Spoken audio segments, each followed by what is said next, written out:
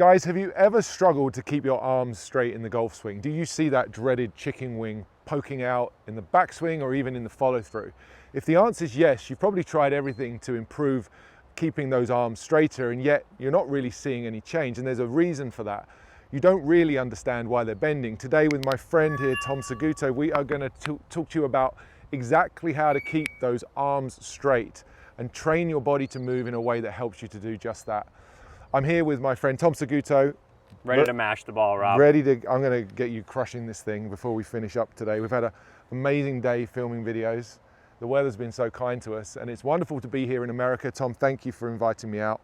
I want to share a message with the students watching that will help them improve the radius management of their swing. And when I talk about radius management, I'm really talking about that arm structure that you see in so many good players.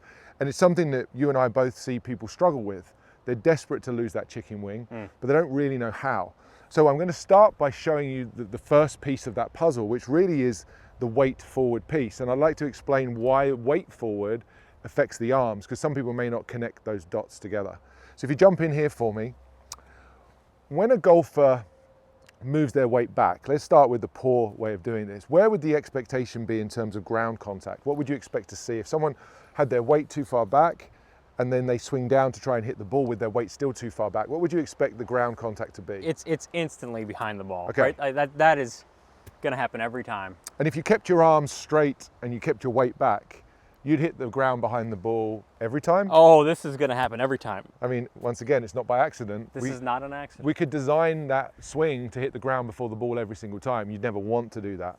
So as a golfer who hits the ground behind the ball with their arms straight, you're going to learn pretty quickly that those arms being straight isn't helping you. What are you going to do? As you go back, you're going to make a backswing. You're still going to keep your weight on your back foot because you don't know any better.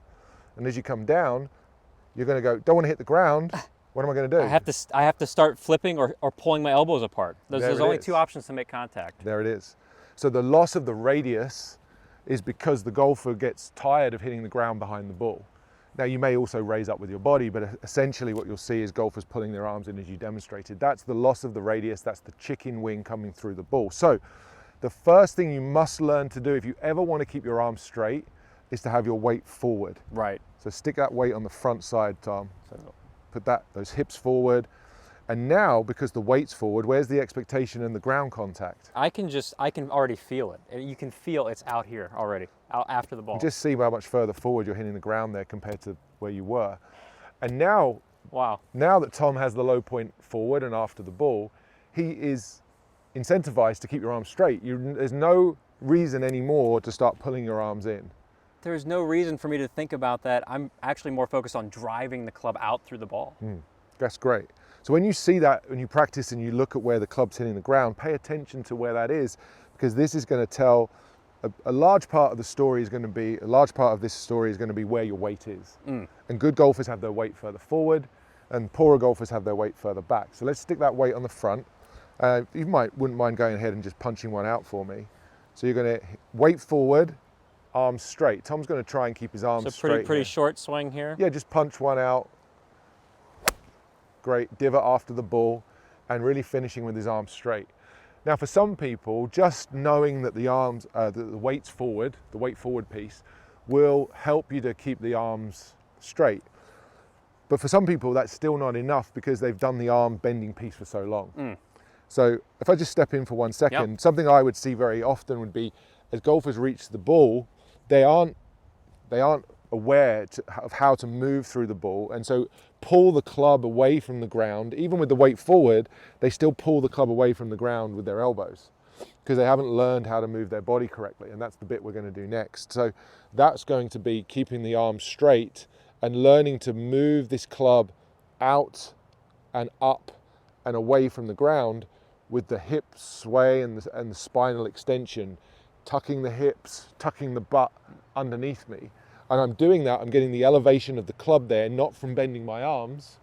I'm getting all of that elevation from the way that I move my body. Yeah, and that's something that even when, just like you said, when I have a student that is struggling with keeping the arm straight, and even though you got their weight forward, it's that habit. Yeah. I just want to start pulling things in. I'm pulling a rope or a string.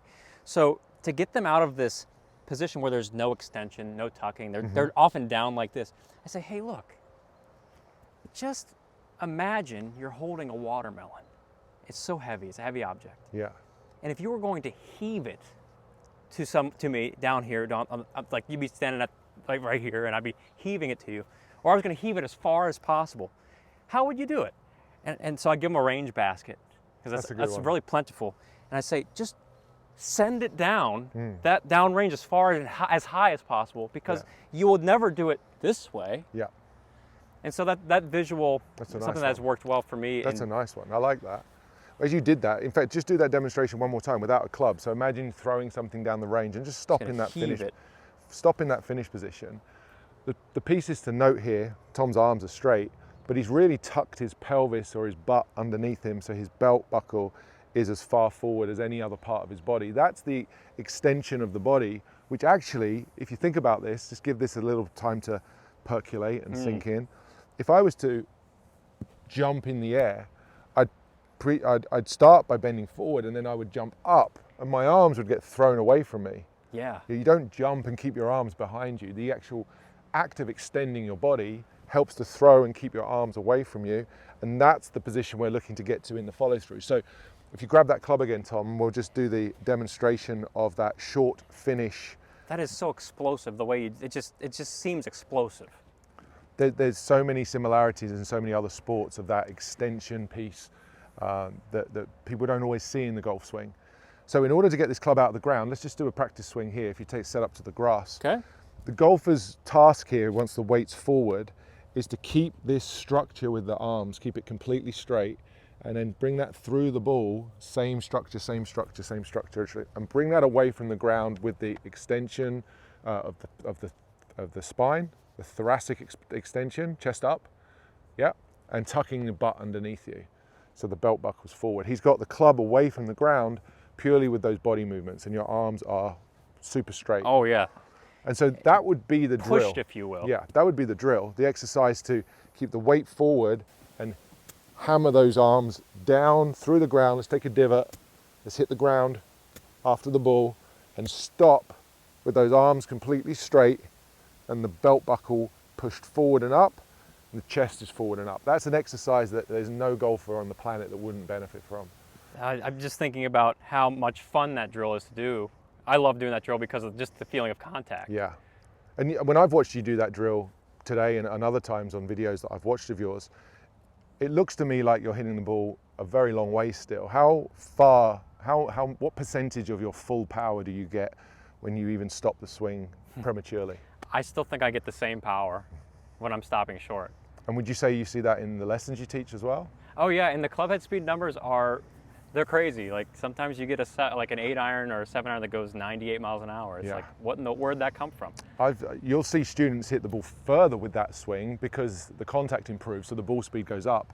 And they're like, this is great. How good is this? And what's the next question I get asked? When can I do a full swing? Oh yeah. Like, we don't want that. No, we don't want that. Well, and sometimes you don't need to do a full swing. Well, this becomes the swing. This becomes the playing swing. Practice like this. Tom's going to demonstrate this drill one more time for us.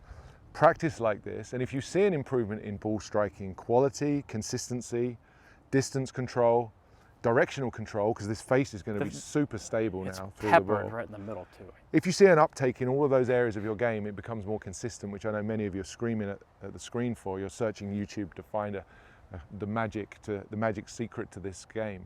If you do this drill and you see all of those things improve, please take this to the course and try it out there. Don't abandon it and leave all of this wonderful crispy contact on the range. Take it with you to the course. And the way that that's going to look is the definition of doing this correctly is in the finish. Weight forward, arms straight.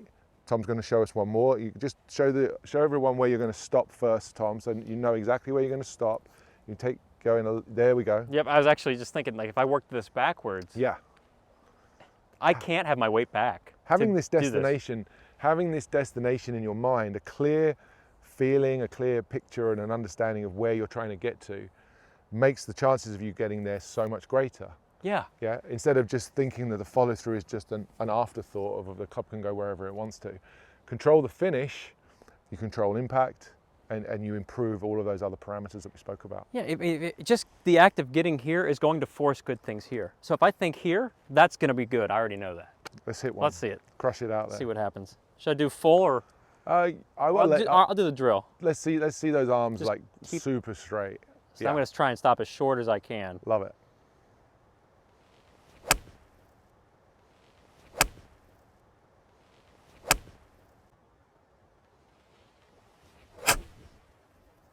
That's a beauty. That's completely hammered. It still amazes me how far that goes. I want you to practice so that you look like this in the finish. You may not swing that fast to start with, and that's okay. Control the forces in the swing, get into the places you need to be in order to make sure that contact is on lockdown. Lockdown, I love it. Get the contact on lockdown and everything else follows for free.